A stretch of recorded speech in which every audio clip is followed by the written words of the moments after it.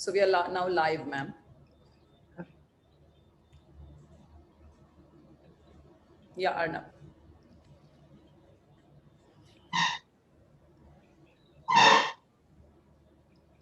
I need to share my PPT also. Yes, Uh, yes. okay, ma'am. Sure, ma'am. Just a bit of introduction, then we will be good to go, then, ma'am. Okay. So, dear participants, once again, welcome to the penultimate day of this 2-week FTP, and I'm sure you are enjoying the sessions. And we had a wide variety of sessions in this program, and we had multiple live sessions. And today we have with us Professor Madhuvij ma'am. So today the session is on, her lecture is on enterprise risk management. And again, I will be taking you very quickly through ma'am's profile, though you are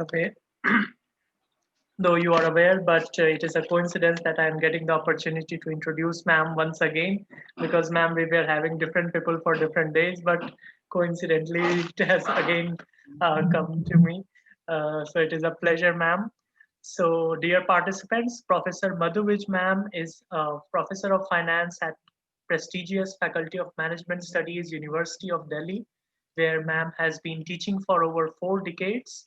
Her professional and teaching interests include the areas of international finance, risk management, banking and financial services, corporate finance and accounting. She has received the Alumni Excellence Award from Sri Ram College of Commerce, University of Delhi. Ma'am has participated and attended the Global Colloquium on Participant-Centered Learning at Harvard Business School, Boston, USA. Ma'am has been on the panel of judges for award of Prime Minister's Trophy for selecting the best steel plant for 2 years, and has also been a member of ad hoc task force result framework document. Ma'am has been an independent director of multiple private limited companies.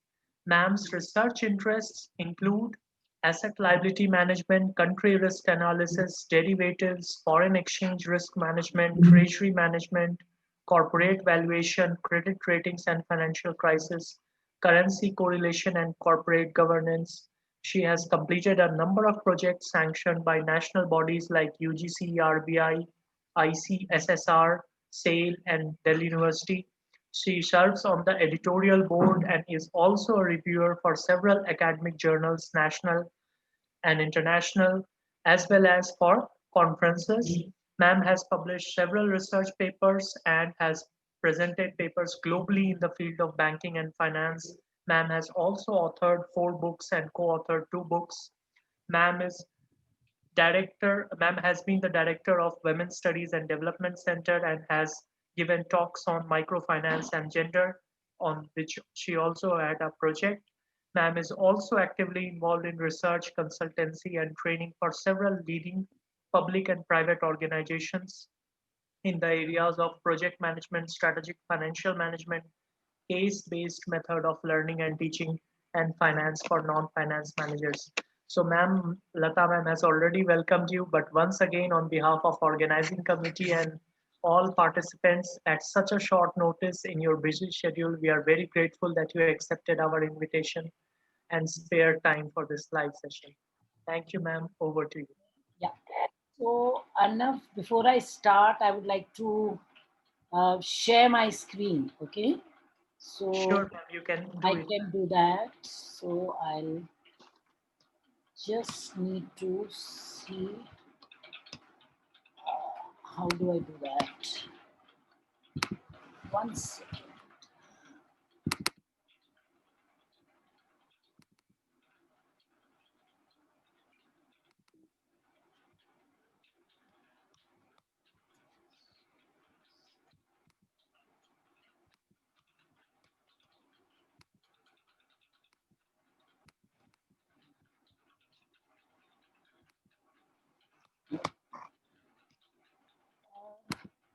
Arnav, am I sharing the screen as of now or no?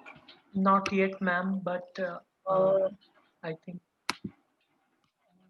yeah, I think it should share now. So Arnav, am I sharing the screen now? Yes, ma'am. Now you are. Yeah. Okay. Now you are.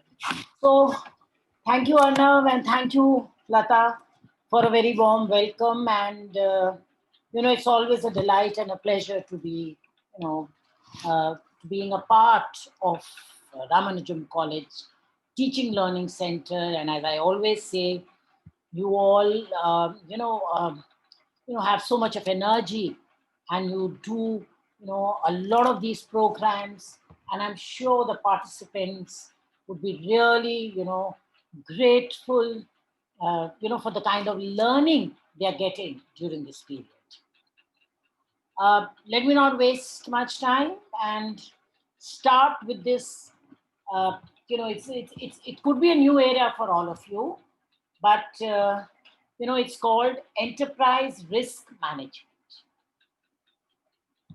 Uh, I don't know how far it gels with you, and that was one of my concerns, no doubt, that it has to be within your structure, but at the same time, let me just say that in today's environment, and the fact that most of you are faculty in management, commerce, economics, and other related disciplines, it is good to know about it's not new really, but it's a concept which has evolved, a concept which has become really relevant in the context of the kind of, let me put it as failures, events which have happened in the last few years. The turning point was not even the Enron scandal. The turning point for ERM was really the global financial crisis. Though if I take you back, there is a COSO framework, the Committee of Sponsoring Organization in 2004, they did, and they are the ones who, we credit them with this entire concept of enterprise risk management. But the kind of importance and relevance this concept has had in the last few years has been after the global financial crisis. And why I thought it would be a good idea for a lot of you to know about, this changing landscape of risk management.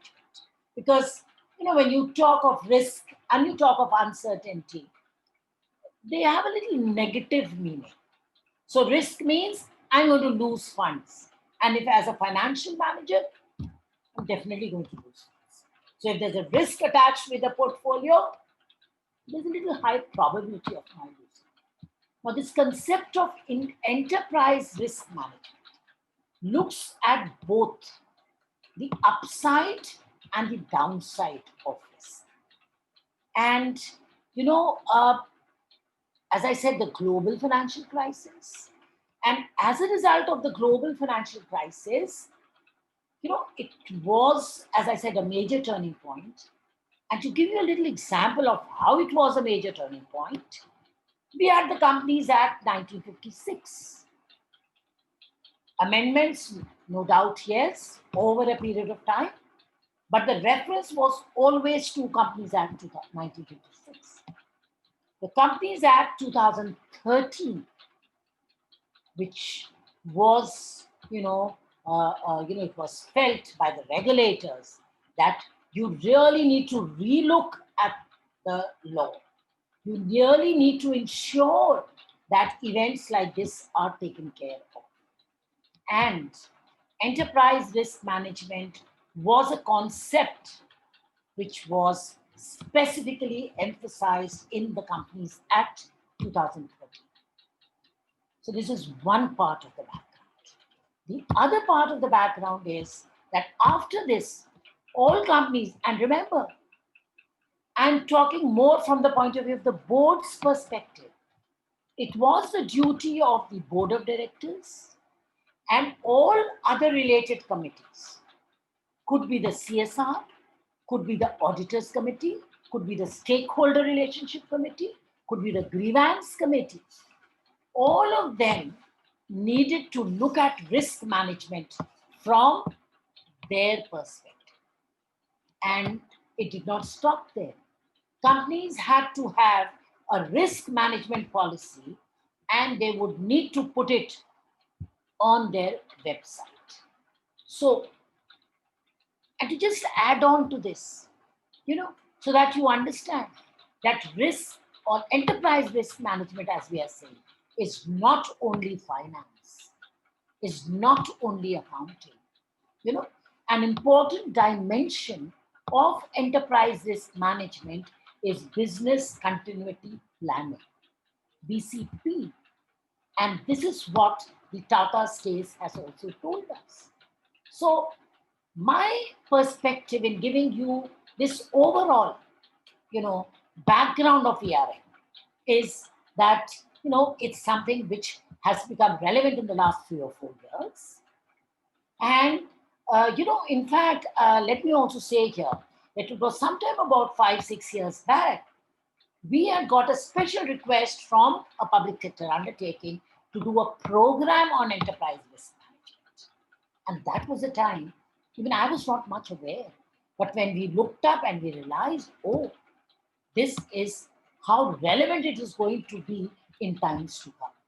And that is how, we realize that whether it's supply chain, whether it's strategy, whether it's business continuity planning, all of them are integral parts of enterprise risk management. So the focus here in today's lecture would be to give you a broad overview, and then maybe, generate enough interest for you to read it up on your own or look it up on your own. And let me also tell you, it's a very good research area. Very good research area. The important point is that enterprise risk management talks about looking at the risk not in silos, but from the organization as a whole. What would this mean? This would mean that if I talk of 4 departments in an organization, let's say a production and a finance and an operations and an HR.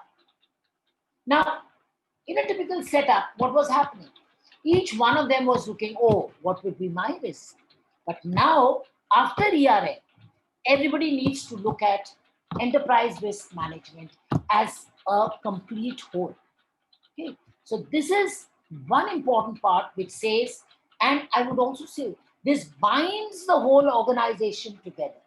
So you look at, I would say risk from a holistic perspective, and that is, what would be our main focus.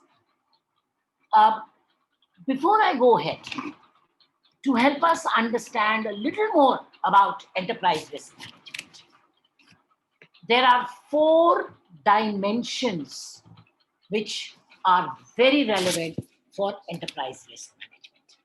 In fact, when I say identifying key risks, what are they? And that should help you to understand, the holistic whole of ERM.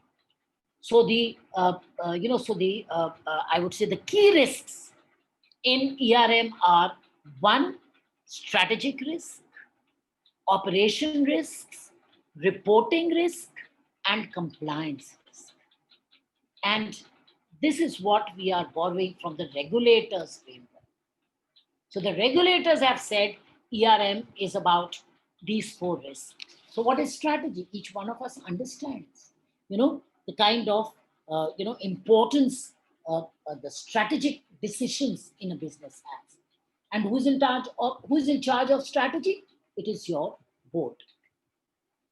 The operation risk is something which has been emphasized by the banking regulation, which is the Basel Accord, and operation risk is about things going wrong in our systems and processes, So your technology could be wrong, or your systems could be wrong.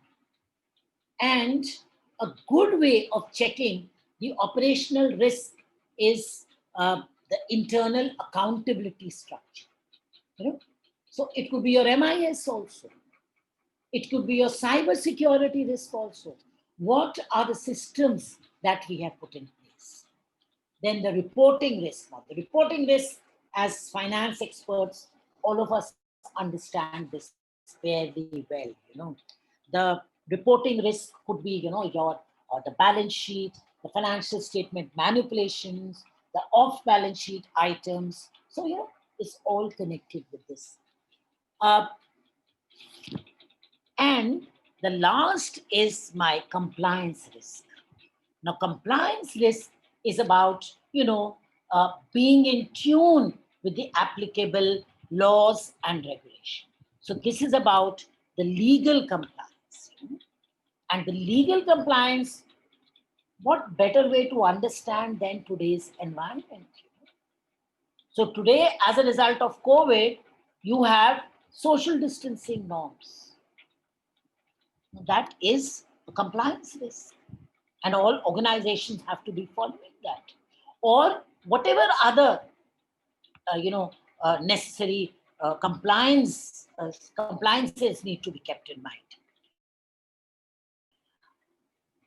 Other example of compliances would be your the practices which are used, like could be the corrupt practices, could be the workplace health and safety norms. For example, if I give an example of IRCTC, now they're supplying water bottles, they're supplying food. So what is the compliance risk for them? That the food needs to be as per hygiene. And, this reminds me of an example for strategic risks also. Do we remember the Maggie case? Now, in the Maggie case, everything was out, in the newspapers, was there online about the lead which was found in the Maggie product. The only thing was Nestle chose to be in denial and the kind of losses it suffered as a result of this. So,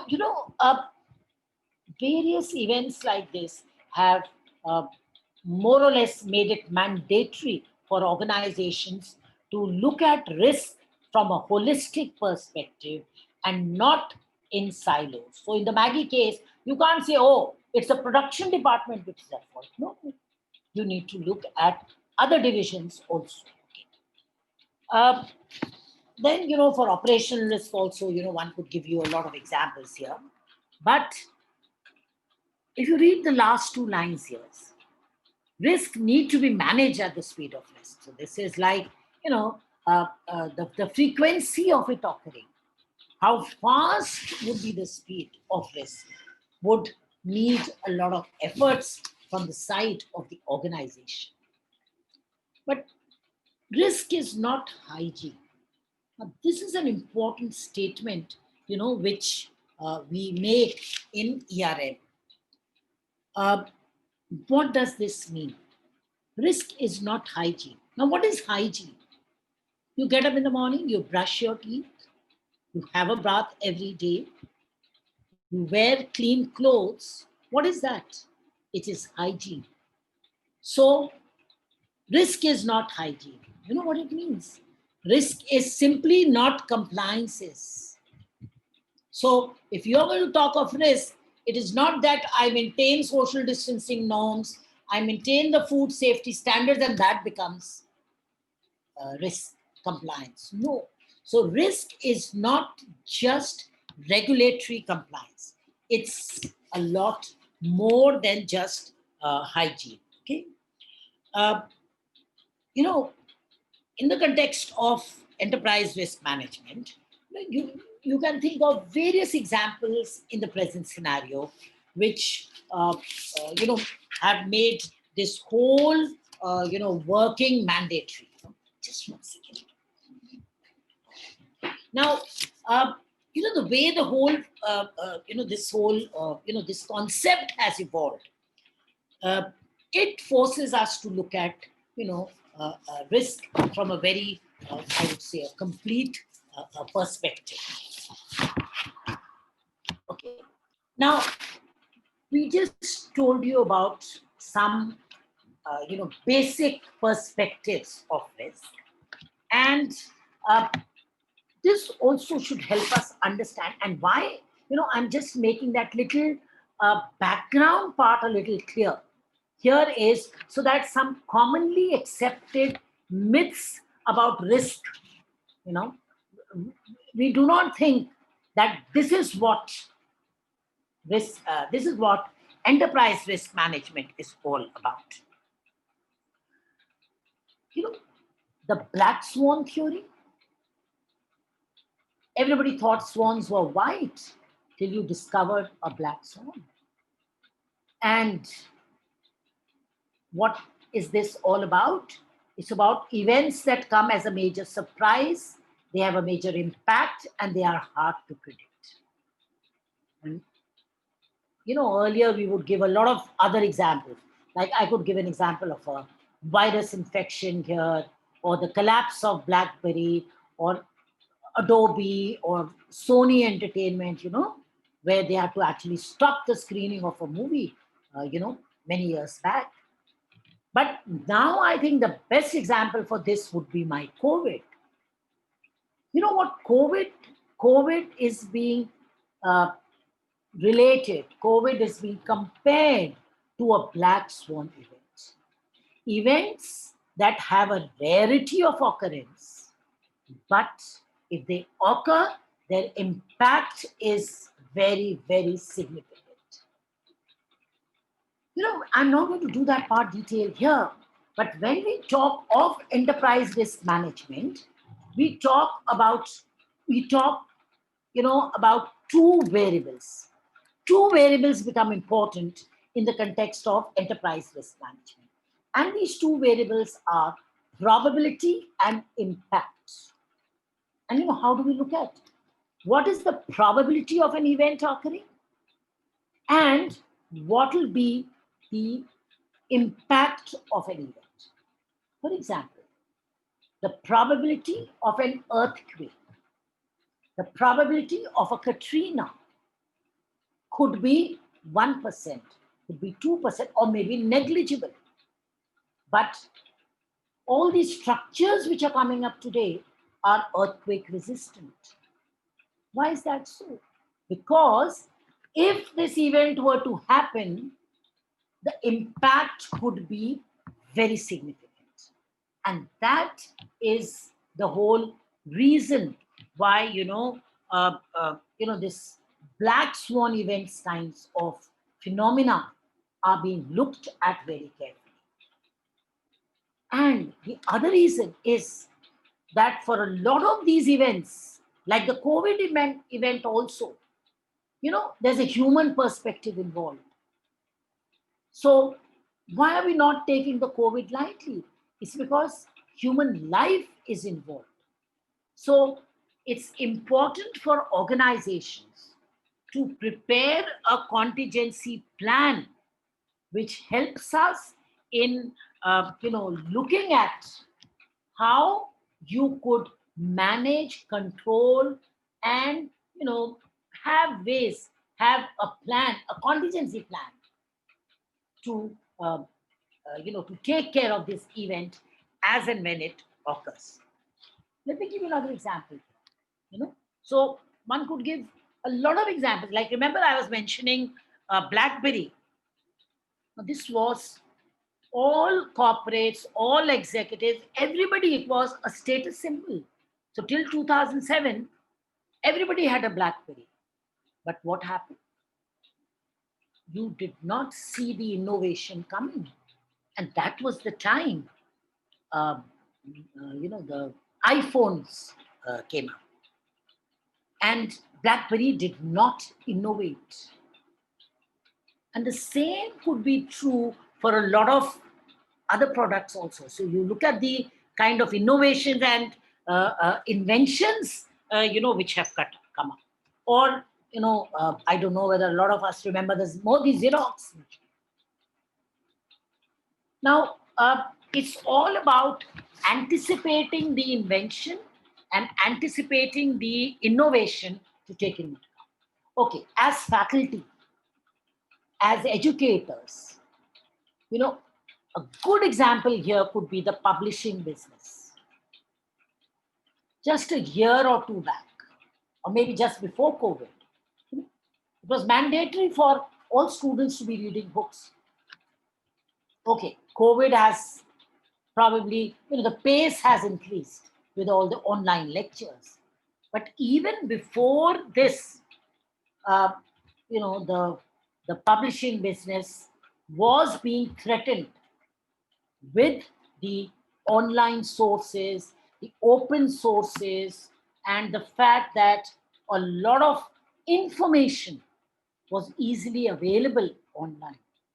Now, uh, the whole, the whole idea of giving you, these examples and, this perspective is that organizations need to look ahead, not just 5 years, but maybe 10 years down the line. In fact, for startups, so you'll find there are some startups that are very successful and some startups are not so successful.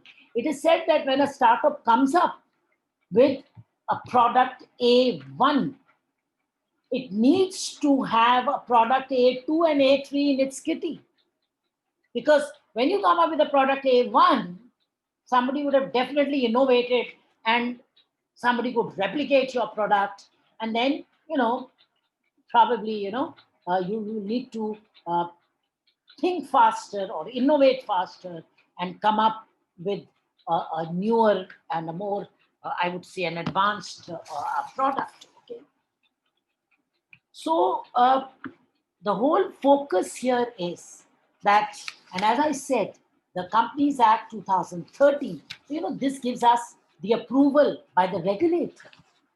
And this, the whole concept of ERM becomes relevant, becomes important because of, this whole globalization, liberalization, and the fact that, there were, all these events happening.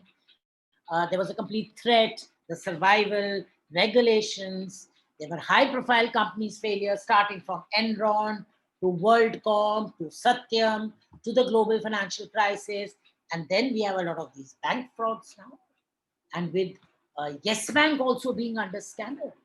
So, the point here is uh, ERM is about, let me put it as strategizing the whole process. So it's not just about a fancy word strategy. It's not just about a fancy word. It's about, looking at strategy with compliance, with controls, and with a lot of other basic requirements here. So under ERM, the focus is on integrating risk management with existing management practices and identifying future events that could affect us both positively and negatively. So remember, I'm emphasizing both positive and negative.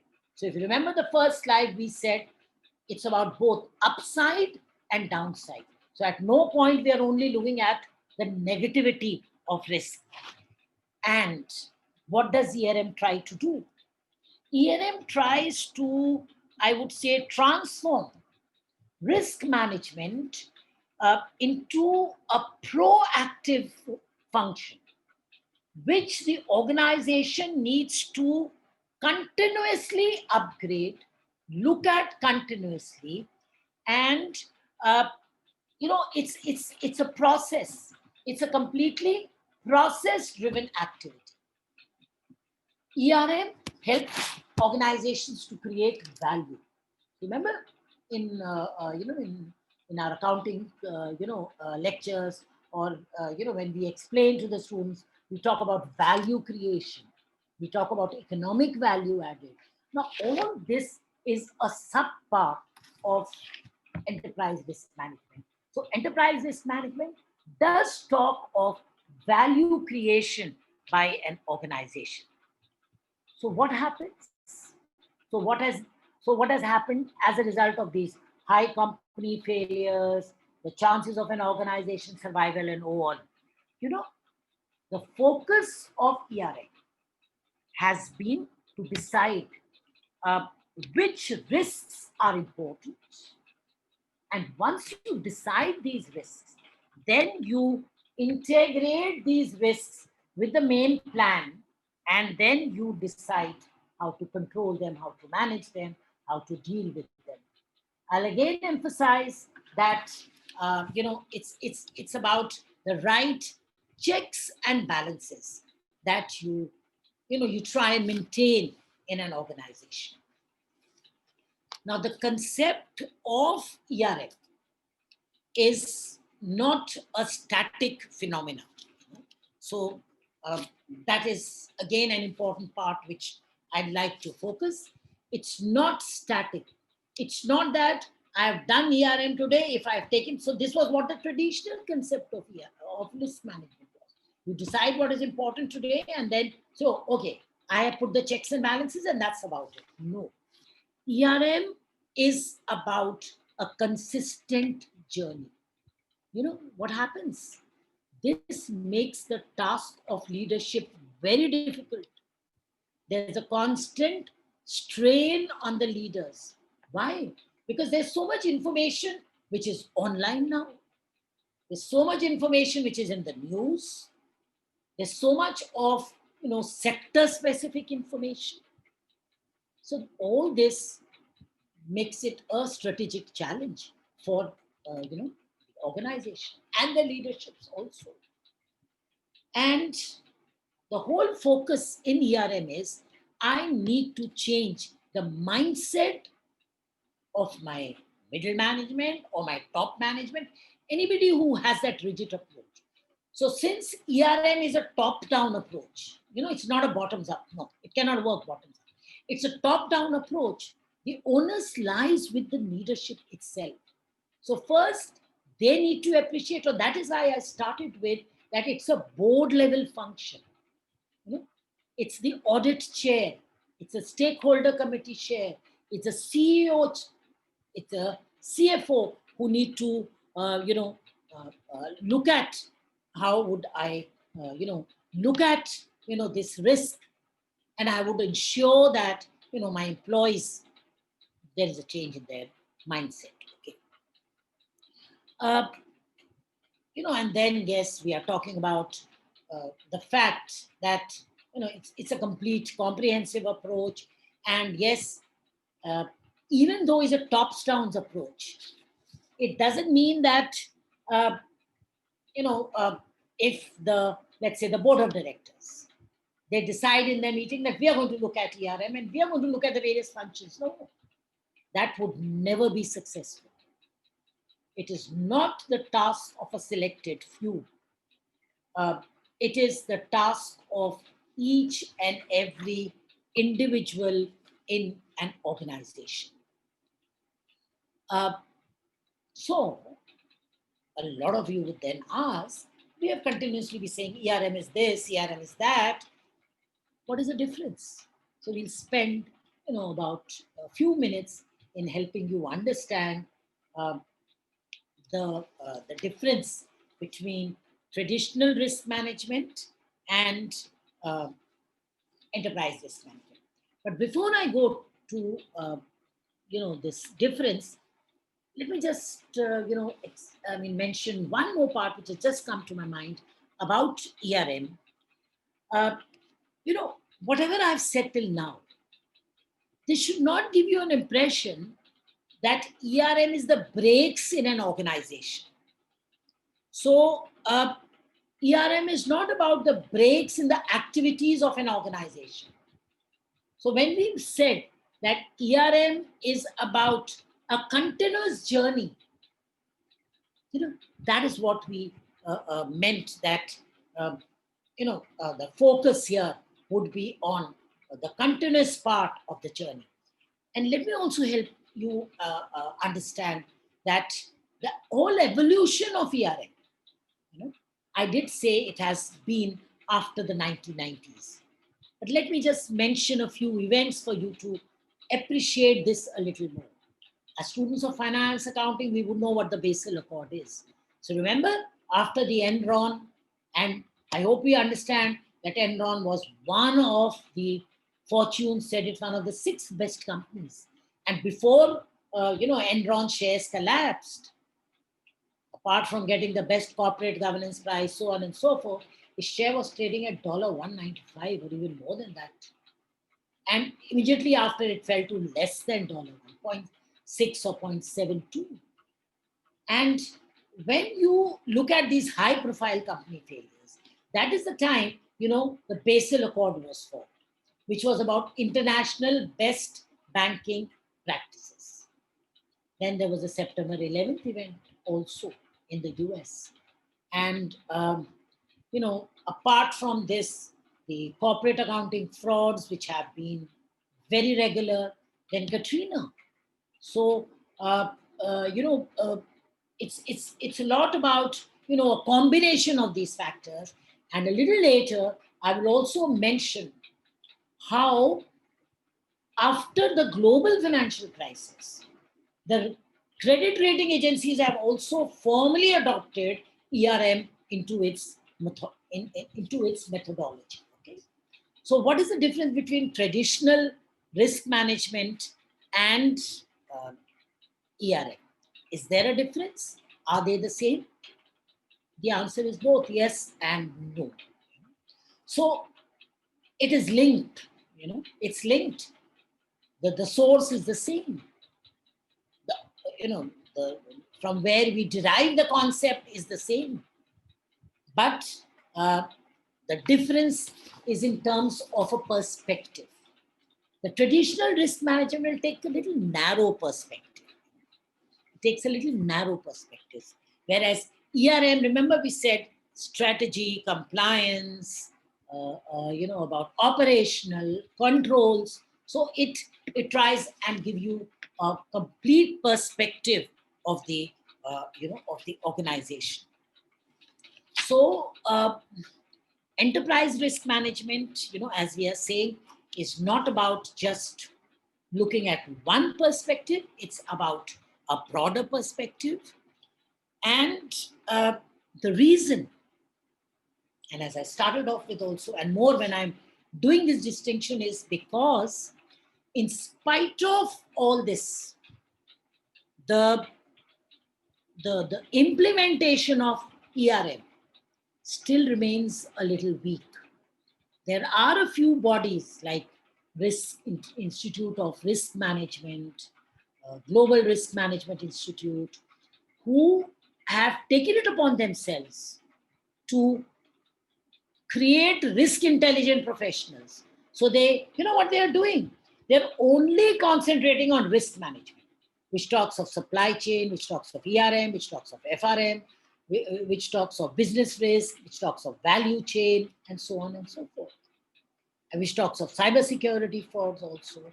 So the implementation is still weak in spite of the Companies Law 2013, focusing on it, emphasizing it. Let me give you a little, a few more points of distinction between the traditional risk management and enterprise risk management. When you are typically talking of traditional risk, or maybe let me just do a little more focus on enterprise risk management. Enterprise risk management is a part of strategy, is a part of board, is a part of top management. And I'm sure we understand that in traditional risk management, nothing like this happens. It's more a part of, individual departments. Then, the whole focus in enterprise risk management is portfolio optimization, not risk reduction. So the focus in ERM is how to develop a portfolio that my risk gets optimized. And the focus here is on business goals. It's on, looking at a multi-dimensional assessment of the various objectives. And remember, as I said earlier, and I'm emphasizing this again, ERM is proactive and continuous. And I'm sure we understand what proactive is. Proactive means do not become wise after the event. So after an earthquake happens, after, there has been a complete damage to your reputation, like a Maggie case in the newspaper, you're going to become wise. Okay, you become immediately wise also, it's worth it. But you're not becoming wise, it has to be a continuous process. Okay, so an event has happened, but what about taking precautionary, measures? For example, the floods in Bangkok, you know, organization in India would say, how am I going to be impacted by floods in Bangkok? No, the automobile sector, all of them, or a lot of them, or majority of them, a lot of the raw materials are coming from there. So I hope at least the Honda factory had to stop production for some time. And what is the learning? The learning is diversification. The learning is I should be sourcing my products from more than one supplier. I should be spreading my wings. In fact, when I teach my students country risk analysis, there's an important measure of country risk analysis, and what we say: imports, exports to 5 major customers, 5 major products. If these 5 major products make up 85% of my exports, I have a concentrated perspective. So if something were to go wrong with one or two, it would be difficult.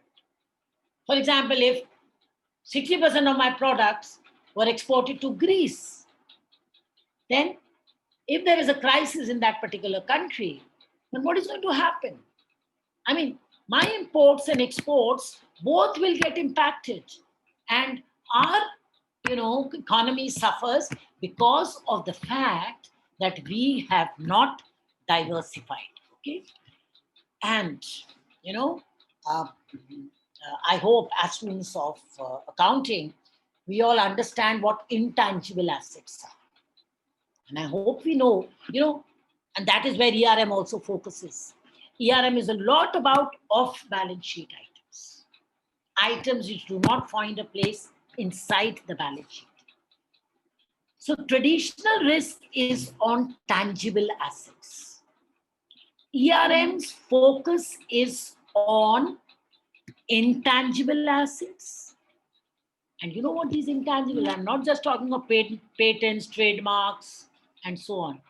I'm talking of customers. I'm talking of employees. So the focus of enterprise risk management is also it's extended. It's on customers, it's on employees, and the whole focus of ERM is on a change in the cultural mindset. How would you change the cultural mindset of the employees?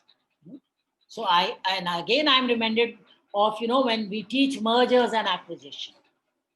What is the one important reason we give for mergers and acquisition not being successful? Apart from, financial and other factors, you say the swap ratio was not good, so on and so forth.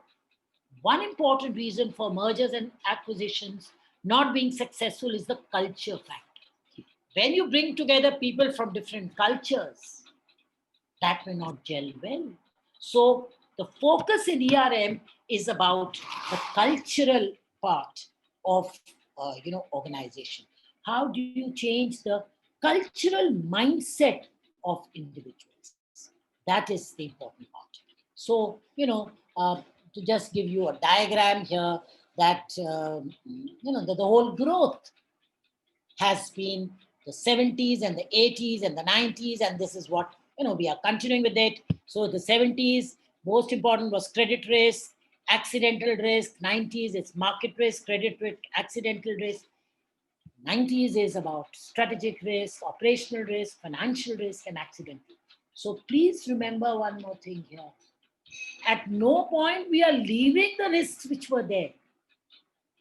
We are only, let me say, broadening our focus. We are only, broadening our focus.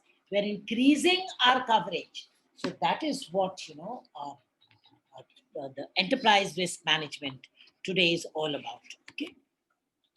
Um, so this is about the process, Uh, so there's a little more, technical part also to it, wherein, I also looked at the Companies Act 2013.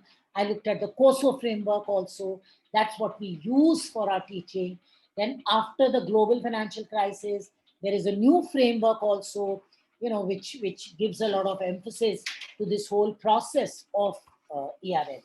So ERM is about continuously asking the questions which are there on your screen. And the questions are there. The most important this is impact and likelihood. So, we prepare a matrix, and that's what a lot of organizations do. They prepare a matrix, and the matrix tells me the probability of an event and the likelihood. And if the probability is 20% and the likelihood is 40%, I multiply that to get my total, the combination of the likelihood and the impact. Okay.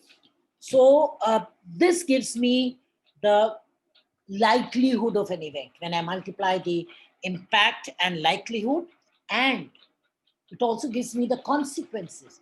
It gives me the severity of an event. And that is what the whole process is all about.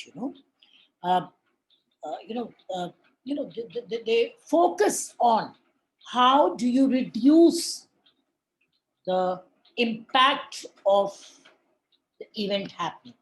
Very simple example. Let's say you're crossing a road. Yes, if there were no red lights, the probability of the accident would be much higher. If something were to go wrong with the lights, or it's a rainy day, or there is some other event, so if there is a thunderstorm, then the likelihood of this event is much higher. Okay? Let's say you go out on a holiday. Don't you lock your doors? You will lock all portions. You will put a double lock. You will get yourself insured. What are you doing? You're just putting checks and balances. And that is what ERM as a process is all about. And let me give you another example. You talk of cybersecurity risk. There are many examples of a target, wherein the data of the entire set of customers got stolen. Now, what happens? It is said that under an ERM, we need to update the process once a quarter or once in a year. Now, let me draw a simile to this. Don't all the banks tell us when we do online banking, change your password every quarter? Sometimes you don't listen. Maybe even I don't listen. I would say, okay, let me continue with the same password. But it is important to change the password. And that is what helps us. Like yesterday, I mean, we're all Delhi University students, you would know. The email ID of a lot of heads and deans got hacked. So it was not really the email ID which got hacked. They created an email ID. And the email ID was different. I mean, it was not, like suppose, I talk of my head. It was not the dean at FMS ID. The ID was different, but in the subject matter, they said Dean FMS. And we got to know that, and that's what was told, that for a lot of, these heads of various departments, there was somebody who had done it from the university portal itself. I'm sure it is about, you don't know what it is. So, cyber security breaches like this. That's why, remember, I mentioned the September 11th event. And I don't know how many of you know the Dodd-Frank Regulation Act, which came up in 2012-13. So, all these are, I would say, events, and like how do we put checks and balances in place so that we reduce the likelihood of these events happening, So ultimately, that is the focus. So let's say if it is Maggie, what will it do? It will exercise quality checks. It will do surprise inspection to ensure that events like this do not happen. Uh, this is a direct read, which you can read. What is the need for ERM? There is you reduce the variability, you ensure. So I've explained all of these in a little different context. Uh, I will just mention very briefly the ERM and the global financial crisis. It has been the global financial crisis which has been a starting point. We have read a lot about these crises. We have read about ways to overcome. There are many measures which have been suggested. So it's both the why and how to overcome this. The why is, and to a certain extent of certainty, apart from the I would say the real estate and whatever happened, in terms of the bursting of the bubble and how the house loans collapsed. There was an over reliance on the financial models. There was an over reliance. You put up a modeling figure and you put up a model and you say, this is what my model will tell me. And nothing more than today's crisis also to say that models do not tell you all the time. I mean, I have been reading a lot of papers which have come up from established sources, and internationally also, which say that, and they would say, okay, as per our modeling, COVID would get over in June, and so on and so forth. No. So quantitative can never be a substitute for qualitative. And that is, again, a bottom line here. And it was at that point emphasized that the failure to embed the best ERM practices was an important reason, because they said you can only look at risk from one dimension. That's not true. That's not true. This is also what I mentioned, that rating companies earlier, could be your CRISIL, ICRA Care, could be your Standard and Poor, Moody's. And I hope, if you have read about the global financial crisis, how a lot of these rating agencies were at fault, how each of them were fined, and then SEC has fined S&P and Moody's, so the way it happened with Arthur Andersen and so on and so forth. Now, it is formally recognized by rating agencies now that it is a formal factor which will be taken into account. So they will take into account a company's ability to manage ERM. And that's why it's mandatory for all companies to put up their risk management policy online. So ERM will include its reputational. So ERM also includes reputational risk, compliance risk, as I said, day-to-day risk. Operational risk is your day-to-day risk. Supply chain is an important part. Human resources. Remember when I gave you the example of Bangkok flood? It's about supply chain only. So the companies need to put together the ERM perspective, and which will mean both upside and downside of risk. So this is what I've said, that ERM has been formally included as a factor in credit ratings. The whole purpose in telling you all this is that it is an important dimension to look up to. And even I have only started reading about ERM in the last 4 or 5 years. And every time you read, there is some additional information which is coming up. Okay?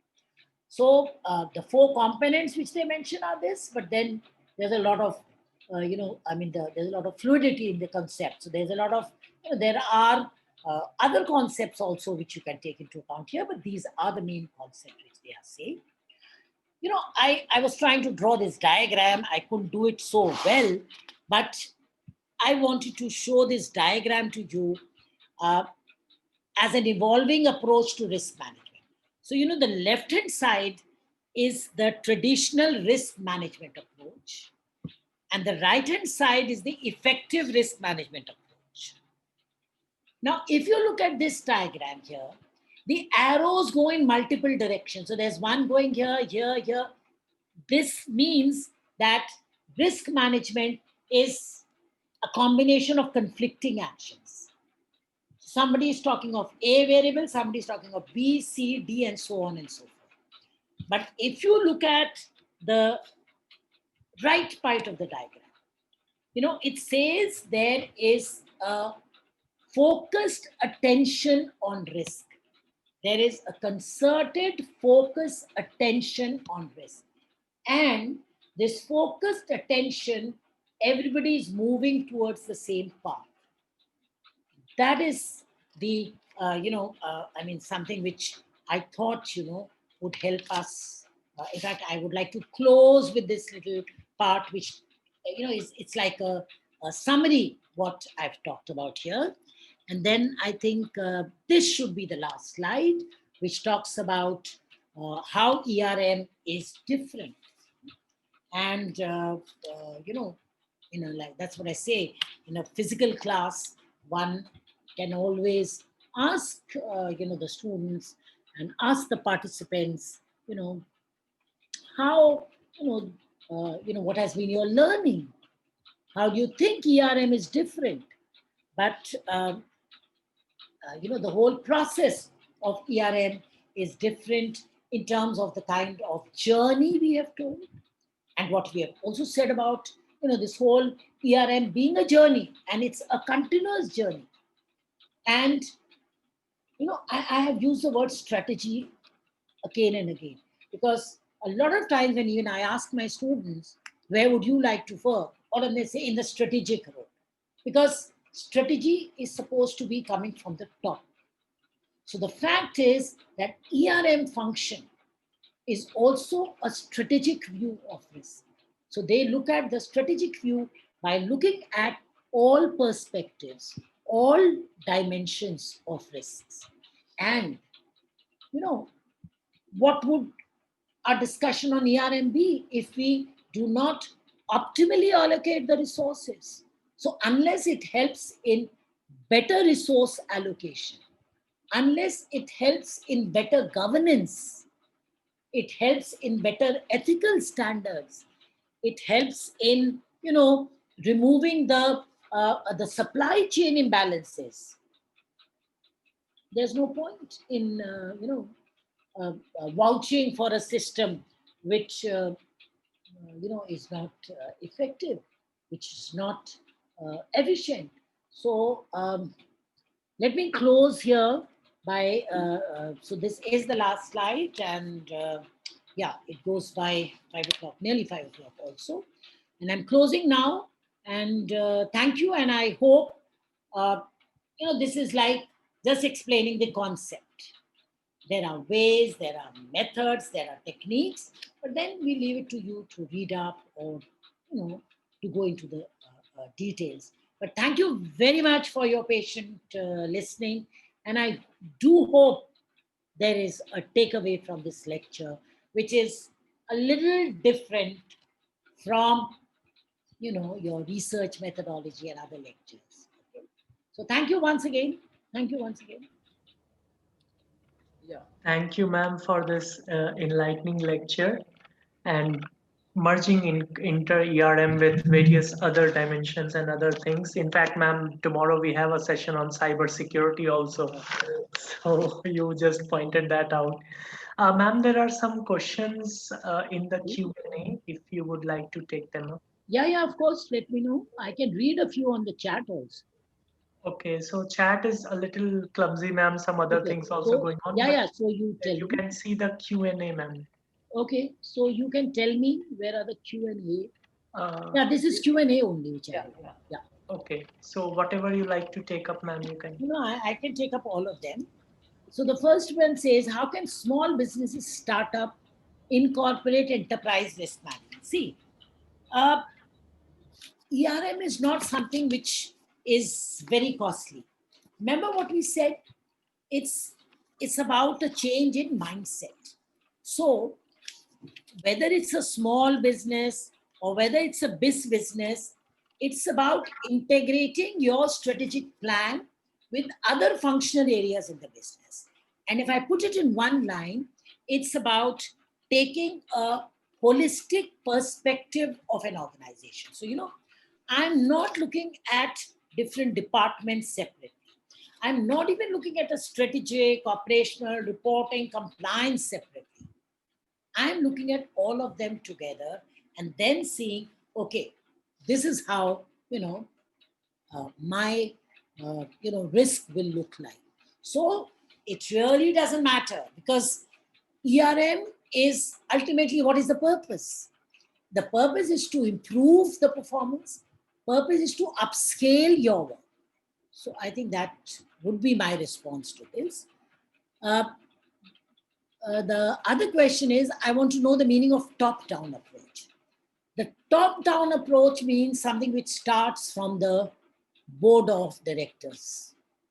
Something which starts from the board of directors, and something which starts from the board of directors. Top-down means it has to start from the top leadership. So I would not say that the middle level thinks of, an alternative and then goes upward. It has to be generating first from the board. And that's why I said the top down means the board will first discuss the strategy, the compliance, the controls. The audit committee will discuss this. The stakeholder committee discusses this and then passes it on to the second level of the employees. So, when you draw a chart, you start from the top, then the second level. So it's not that the third level is taking a call on ERM. No. What I mean is the top two levels, CFO, CEO, and so on and so forth. So that is what the top level means. So yeah, there is a very interesting question now. How risk of pandemic, war, terrorism will be incorporated in ERM after COVID risk? Let me tell you, COVID is a black swan event, remember? And everybody has been calling it a black swan event, implying that's an event of rare occurrence. All swans were white till a black swan was discovered. Otherwise, nobody would have believed swans could be black. Now, the risk of pandemic, war, terrorism, I'll give you an example. And I mentioned this, but at that time I skipped the example. Let me give it now. Sony Pictures Entertainment suffered, a major cybersecurity breach in 2014. So it's not very old. And this led to the cancellation of a theater release of, the movie was The Interview. It was a comedy movie. Why it happened? It is said that it was one of the worst attacks in history. And how did it happen? What happened was, Sony, till this attack took place, there was a lack of preparedness on the part of the company to protect, the employee and customer data. So they had no mechanism of doing that, or they were not much concerned. In fact, it is said that the guests could come inside the, their theater or their, whatever their workplace was, and wander in the company without even an escort, and the computers that were logged in, they were left unattended. So the guests could enter without an escort. You could wander wherever you wanted to, and the computers were also not, were left unattended. They were logged in and left unattended. For Sony, cybersecurity was not a top priority at that point of time. And this led to, so this is actual scenario which happened, this this breach which happened led to the cancellation of this release, this comedy release movie, The Interview. And as a result now, Sony has increased its security system. Now you talk of war, the September 11th. I'm sure the US has taken a lot of ways and measures. Look at the kind of security as it has been strengthened. Of course, it has been strengthened. Even the COVID, the closing down, the lockdown, and the fact that we are slowly opening the lockdown. It's not ERM, but it's about checks and balances. So ERM is just about check and balances in place. So, and since I'm on this, let me help you understand what generates cyber threats. And since you have a session also, this is an important dimension of ERM, cyber security risk. The kind of incident which happened, impersonation, phishing, engineering attacks. And what is the weakest link? The weakest link in cyber security is the human element. That is, what is one of the reasons. And, it's important to have a company-wide policy on security. I mentioned about Adobe. You know what the hackers had done? They removed information relating to about 2.9 million customers. And you know what they did? Including customers' name, encryption, credit or debit cards, and other details. And similarly for Target in 2013, it's a Walmart kind of a score, a little better than Walmart in US. I mean, people will not go to your score. And US, everybody use a debit and a credit card. Nobody's going to use the cards if this is going to happen. What is this risk matrix? Yeah, the risk matrix is, I cannot explain it here, but it's about the probability and the event. So it's about the multiplication of the probability and the event, to give me, the risk factor. So the probability and the impact. So if the probability of occurrence of an event is 20%, and its impact is also 20%, then then it'll be a 40% probability that that event can occur. So remember, we did explain it in one of the slides here. Wait, just let me go back if I see. Did I give you this? No. Did I give you this part? No. I have not given this part here, but it's about, finding out the, the two parts here. Remember when I say about the possibility and the probability of an event occurring, and how soon will it be? So the risk matrix, since I didn't want to do this part in detail, but what a lot of organizations do is they construct a complete matrix on the basis of the probability of an event and the impact. So I'm again saying probability of an impact, probability of an event and impact. And the multiplication of the two gives me, when the event would occur. Okay, so that's the risk matrix, but it's a complete matrix, 2 by 2, 3 by 3, 5 by 5. So maybe if you just go online, you'll be able to find that. I did not put it in the slide here because I just thought, it will go to a different level. And since this was just a 1-hour lecture, I didn't go into details. But yes, it's an important tool to help companies determine the kind of risk they are exposed to. The last more practical think in terms of multi-dimensional potential rather than focus. Oh, come on. See, this is exactly what I had emphasized, so anyway, I never said ERM is unidirectional. No way. No way. In fact, if you remember, when I gave my uh, opening remarks, not here today, but when you had started off this program, this was one important point which I emphasized, that business problems are all multidimensional. And if business problems are all multidimensional, why should the specialization of our students be not cross-functional? So cross-functional was a point which was emphasized, I do remember, by the other speaker also at that point of time. So we emphasized cross-functionality.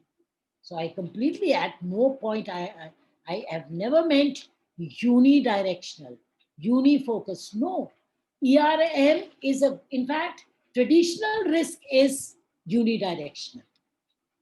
So remember we said, and this is also a tagline kind of a thing.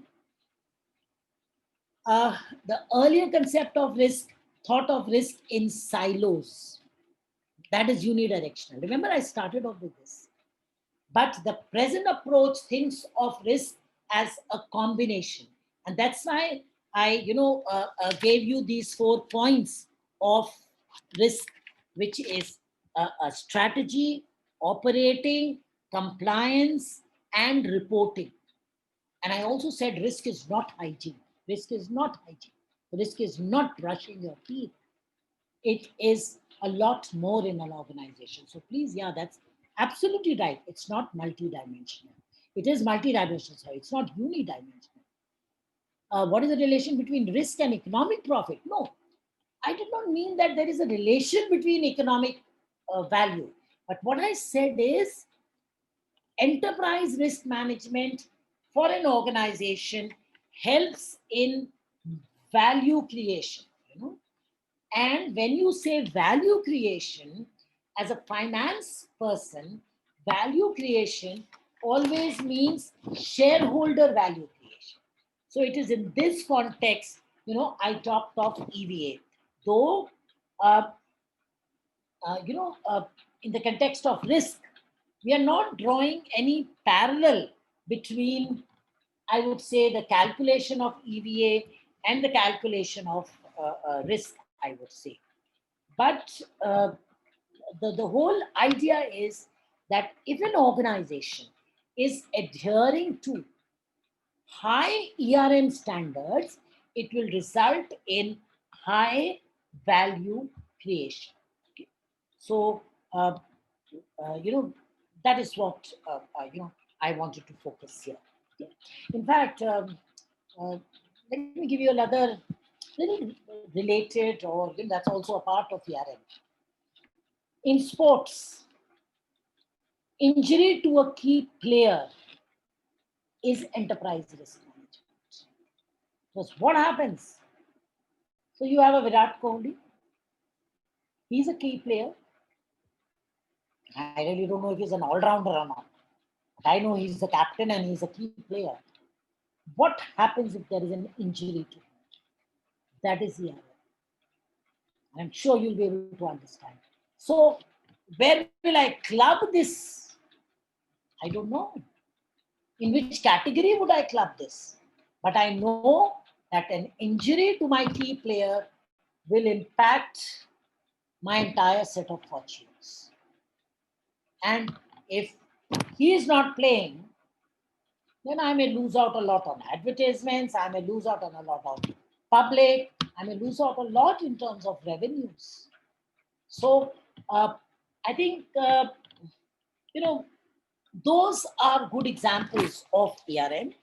And I don't know, I mean, I could also say that, when the regulators pass a new law, that is an example of, so ERM is not just ABC. So there may be a strategy, compliance, controls, operations. So everything is a part, but that doesn't mean it's a whole organization. So we are keeping our distinctions also, okay? And there's a last question. What are the major components? See, the major components I've just said are strategic risk. Then the second one I said is operation risk. Then the third I said is reporting risk. And the final one I said is compliance risk. So, after Enron, we had the Sarbanes-Oxley Act, and even Indian organizations are going for that. After the global financial crisis, the Basel Accord was modified. We had the Companies Act 2013. So this is about compliance. This is about, uh, a way forward in enterprise risk management. And that's why I told you, enterprise risk management is not at all quantitative. It's about business continuity planning also. And now there are directions from SEBI about the composition of the people at the top. Then they say auditors need to change after every certain period of time. The indirect way, in a very, very proximate way, all these are add-ons to what we are saying. So I cannot read more questions here, Arnav. You need to tell me if there are more questions. Because your lecture, ma'am, was so elaborate and self-explanatory, and you gave so much examples, and then also thoroughly answered all the questions of participants. So, and they have thanked, many of them have thanked on the chat. So, great session, ma'am, and we know that you also have next session, as you said earlier, and so 550, that is what I was looking at. maybe Lata ma'am can also say a few words, and then, and ma'am, also there was a request from participants that if you could also give us the PPT brief. I would. Though this is a very scantily prepared PPT, I would give it. Sure, ma'am, sure. I would give it. Thank you, ma'am. Thank you. Thank you so much, ma'am. Thank you, ma'am. If, Okay. if you can just email us back on the same email ID, ma'am. So, Yeah, there is I the department. will do that. Yeah. Thank you so much, ma'am. I know you are having a Okay. tough schedule. Yeah, sure. Okay, thank you. Thank you, ma'am. And dear participants, as we end today's session, there is a important announcement to be made that tomorrow you will be having your test information would be sent over to you, and also some of the participants are raising queries regarding submission link for projects. So it is available on the portal. For a short while it was not active, but the link is active now, so you can access it and submit your projects there. Thank you, everyone. Thank you for the joining for today's session. And ma'am would also like to say, I think, yes, ma'am, please. No, nothing much. You have mentioned it. So, tomorrow's session starts at 4, and then we have the valedictory function. So we would expect everyone to be present here for the live session. That's all. Okay, ma'am. Okay, dear participants, see you tomorrow at 4. Thank you very much.